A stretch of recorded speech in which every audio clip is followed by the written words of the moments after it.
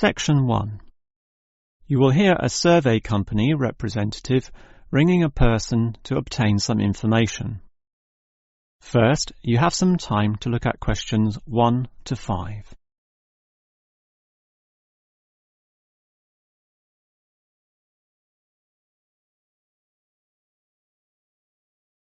You will see that there is an example that has been done for you.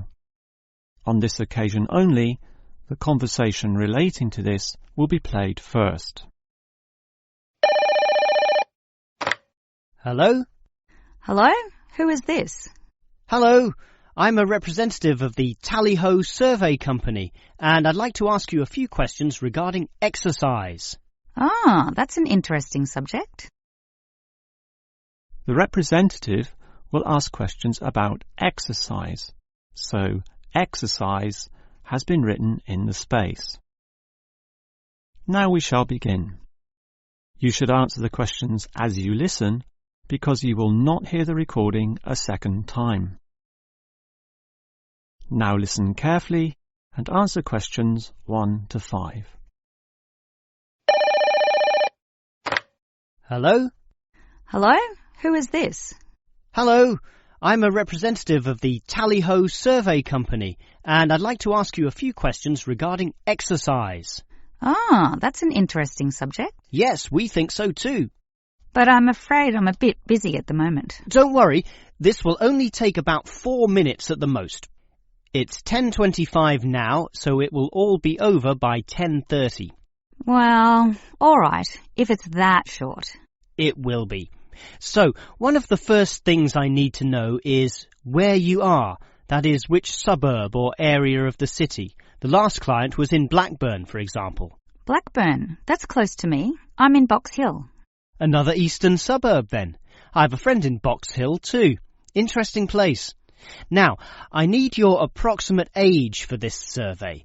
Are you younger than 20, between 20 and 29, 30 and 39, and so on? I'll turn 40 in a few months, so that puts me in the 40 to 49 age group. Well, that's in a few months, so right now you're in the 30 to 39. Oh, right, so put that then. OK. Now, I need to know your occupation. The last caller was a housewife, for example. The one before that, a teacher. I used to be a teacher too, teaching cookery. And now? Now you can just put domestic duties. Actually, I hope to begin a new job soon as a cook, but that won't be for some time yet. I have to wait for my husband's restaurant to open. Cook? That sounds interesting. But it's domestic duties for now. OK. That just leaves some information about your family. This is not obligatory at all, so if you don't want to answer, that's fine. What sort of information exactly? Oh, it's very broad. Married with children, single mother, that sort of thing. The last customer said she was a single mother. I'm married and not a mother. Put married, no children. I'm married with children myself, but I'll put in your details. And that finishes the profile and just leaves the actual survey itself if you're ready to proceed. Before you hear the rest of the conversation, you have some time to look at questions 6 to 10.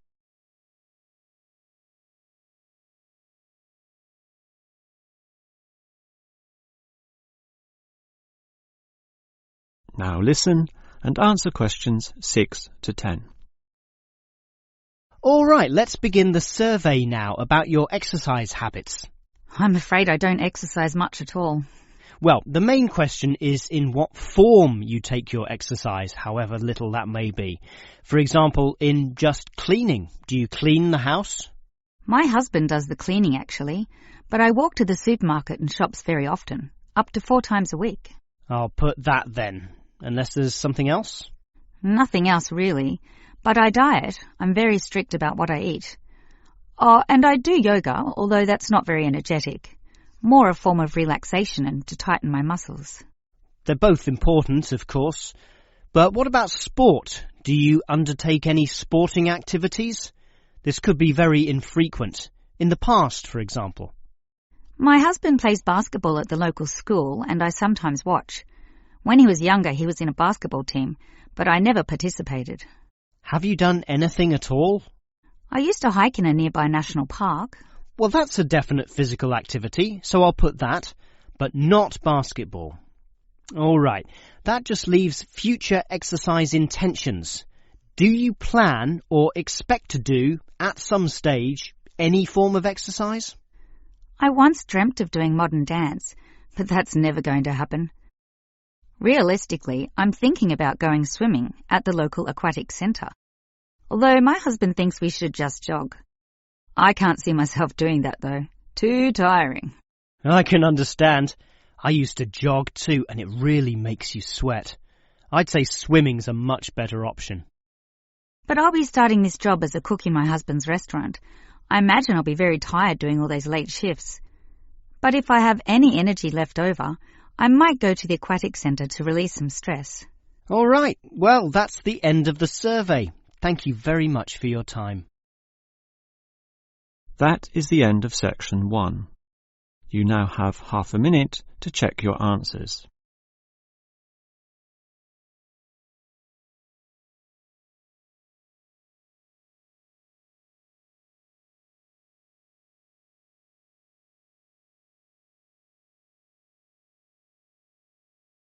Now turn to section 2. Section 2. You will hear the director of a Language Centre library explaining about its facilities to some new students. First, you have some time to look at questions 11 to 16.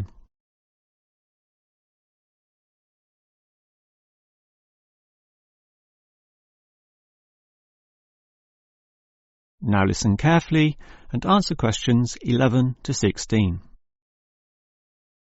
Welcome to the library, or the ILC, which means Independent Learning Centre, and let me explain about some of its facilities. We're standing here at the entry gates next to the borrowing desk. That's where you check out any books, but you are also advised to study in the library here, since most of our material cannot be borrowed. Thus, we have seating along the middle of the library, and in that far corner in front of us on the left, we have the quiet reading section for some serious reading activity. We used to have the computers there, but then realised that that corner was very quiet and thus better suited for the purpose it now has. The computers were instead shifted to a more central location, right beside us here on the left. Again, somewhat confusingly, this area once housed the newspaper and magazine section, but the people in the quiet reading area had to walk too far to collect this literature, so it was moved to right beside them in the adjacent corner. So, feel free to read the newspapers there, but the reference books, those huge weighty dictionaries, atlases and encyclopedias, were all situated at the opposite end of the building, against the wall. This was because they weren't generally that popular, and we wanted more space for the magazine racks, always a favourite with readers. Okay, as well as reading, you need to work on your listening skills, and for that you need the audio section. Again, such an activity needs a quiet area, so we put this in the last remaining corner up there on your right. As you can see, there are CD players and headphones, so just borrow the listening packs, sit down there and listen away. Right, that just leaves the main library.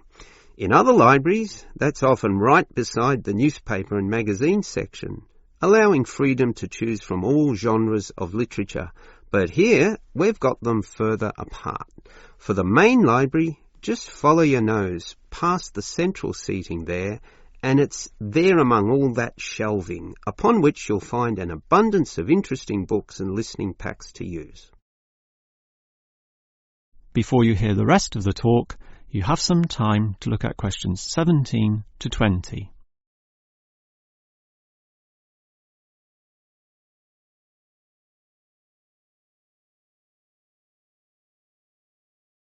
Now listen and answer questions 17 to 20. Now, I'd like to tell you a bit more about an excellent service offered in the ILC here that we call the Special Sessions. What can you do in them? For a start, many of you need practice in speaking English, and for that we hold a special discussion session, led by a teacher. That can be noisy. In fact, we hope that it is noisy, since that would mean many people are talking. It's in the central seating area, and it used to be from 10:30 to 1:30, but we found that the noise was disturbing the regular ILC patrons, so we shortened and moved this discussion to the morning 9 a.m. time slot, when fewer people are in the centre. It goes for 1.5 hours. All right, what about writing skills? Well, we can help you there with another teacher. Now, writing is a fairly quiet activity, so that teacher stations him or herself in the quiet reading area from 1:30 until 3. The 10:30 to midday time slot cannot have a teacher for such writing skills, as they are all teaching in the morning. For this reason, of course, there cannot be an on-call teacher in the morning either. Although many people would like one, particularly the 10:30 to noon crowd, having just finished their early morning class.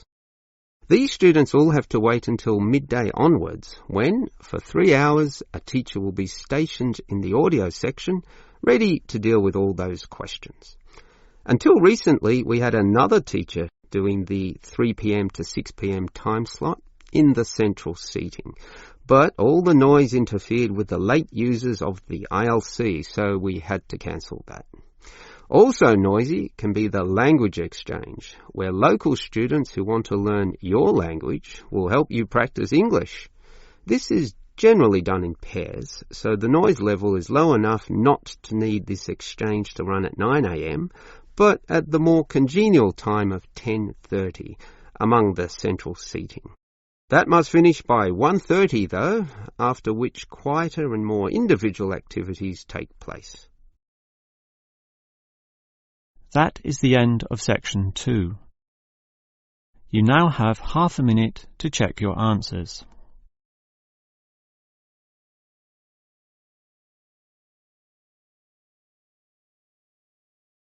Now turn to section 3. Section 3.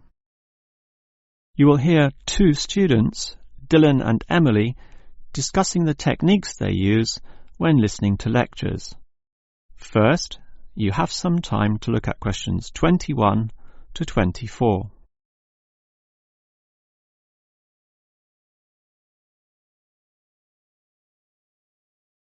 Now listen carefully and answer questions 21 to 24. Hi, Emily. What did you think of that lecture? A bit hard to follow, but I have some good lecture listening note-taking strategies which really help, so I can review the lecturer's message later. Lecture listening note-taking strategies? Review it later? That sounds interesting. I must admit, I struggle a bit to take down the gist of what I hear. Look at my notes. Well, I can see a basic problem immediately. You're writing full words, such as century, when all you need is a C. And don't write increase, just draw an up arrow. And why write 1,000 when a TH will do? I see. Just use symbols. That's not a bad idea at all. It's the most basic strategy, allowing you to record information at a faster pace. These lecturers can talk faster than others too, so you don't want to waste any time. But you need to be very familiar with your set of symbols. Why? Because you'll have to look at these notes days, weeks, or even months afterwards when you begin writing your essay. So you'll need to be able to interpret them at a later stage. I think I can do this, even by looking at your notes. Imed must mean immediately. But regarding the lecture as a whole, I knew the professor would be giving a set of specific recommendations and comparing two alternative approaches, so I formatted my page in advance, adding the features consistent with the nature of what I was going to hear. I think I need an example of what you mean. Well, look at my page. Before the lecture, I drew large headings saying recommendations. You should always draw these, and I drew a table saying approach 1 and approach 2. At the end, I drew a flowchart, as obviously the final recommendation would be a step-by-step approach. Then I was prepared in advance to simply fill in the spaces. Wow! Now that's clever. Before you hear the rest of the talk, you have some time to look at questions 25 to 30.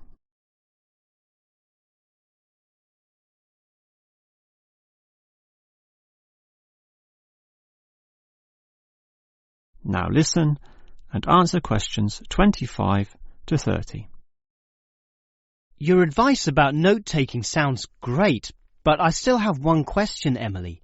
How are you able to design your page in advance? I mean, how can you predict the nature of the talk and know which design is likely to work best? It's rather obvious when you think about it.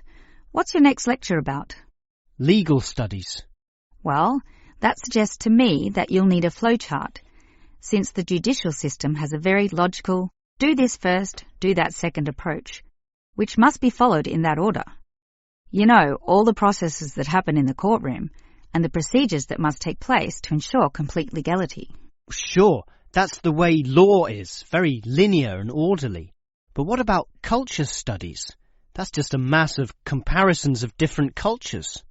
Which tells you that you'll need a table where, in tabular form, you can efficiently write down information. But often the lecture's not that simple. The professor throws in a really complex mix of ideas. Then use a spider graph, like the web a spider makes, where there's a central idea around which you attach all the associated thoughts and ideas and impressions. I see. I think I understand. And that would be very quick too, very efficient. I like that. But what about management theory? How would you approach that? The same as with culture studies. I'd use a network, which is basically the same as a spider graph, linking thoughts, although this time there are directions involved. It is this element that makes it different, the fact that the thoughts go one way and not the other. Okay, has directions. It sounds logical. And what about the other subjects, such as political science? There's no predictable order to that. Well, for that I'd just put my notes in a line, that is, in linear or straight line fashion, and these notes would use symbols, of course, to save time. Okay, that just leaves mass media. For that, I wouldn't have any special design at all.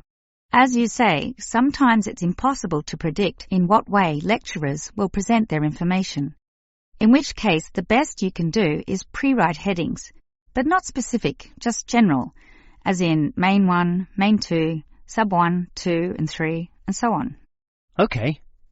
But always be prepared to adapt to the nature of the talk, using any one of the other methods if it becomes appropriate at the time. That is the end of section 3. You now have half a minute to check your answers.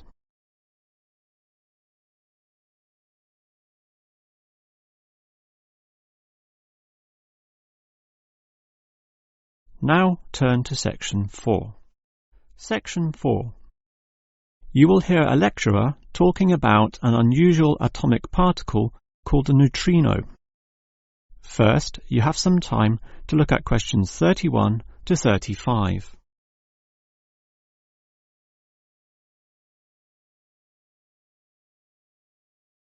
Now listen carefully and answer questions 31 to 35.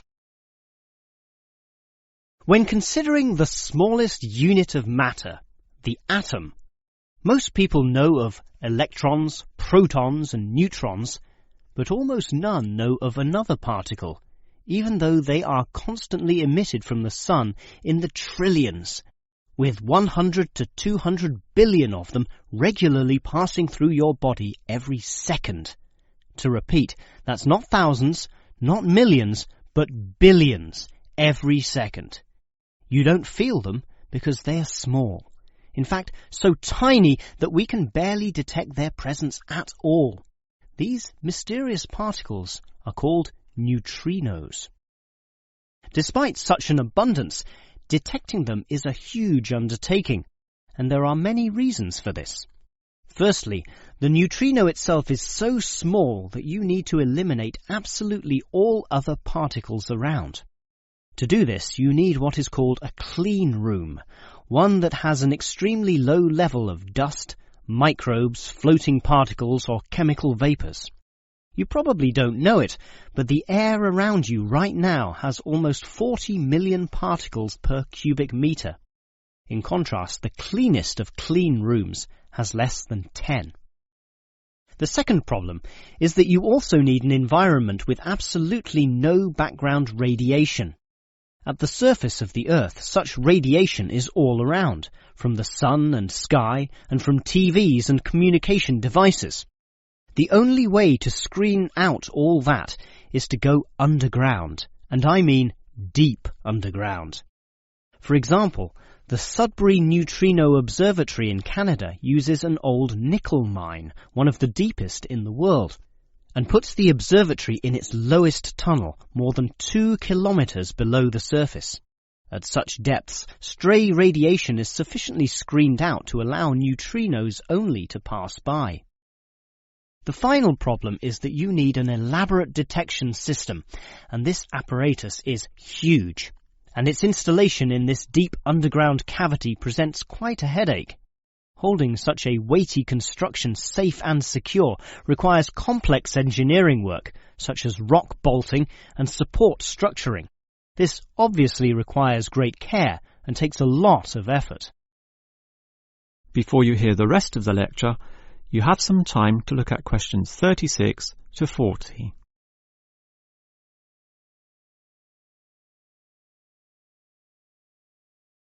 Now listen and answer questions 36 to 40. So I've told you about the difficulty in detecting neutrinos. They are tiny, virtually weightless, have no electric charge, and hardly interact with anything at all. Yet we can detect them, and to see how, let's consider the Sudbury installation once again. The detector there consists of a spherical container filled with heavy water. This rests inside another vessel filled with normal water, which helps support the weight of the inner sphere, as well as providing further shielding from any stray radiation.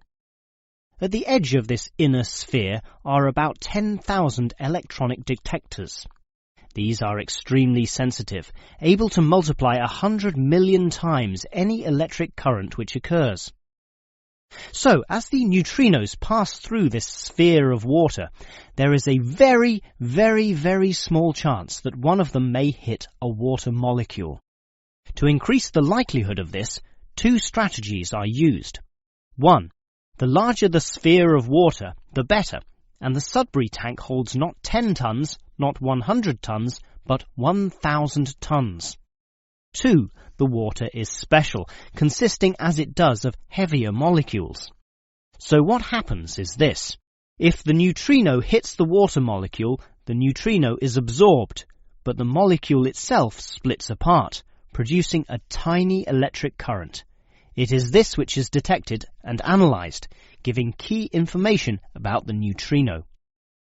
The final question is, why do we care about these elusive particles? Well, just think. They can pass right through the core of our sun at the speed of light without being affected or losing strength. No other form of radiation can do that, meaning that the knowledge we get about neutrinos can help us to control them. With this ability, we can probe the center of our Earth, the inner layers of our sun, and the outer limits of our solar system. And that makes it all worth the effort. That is the end of section 4. You now have half a minute to check your answers.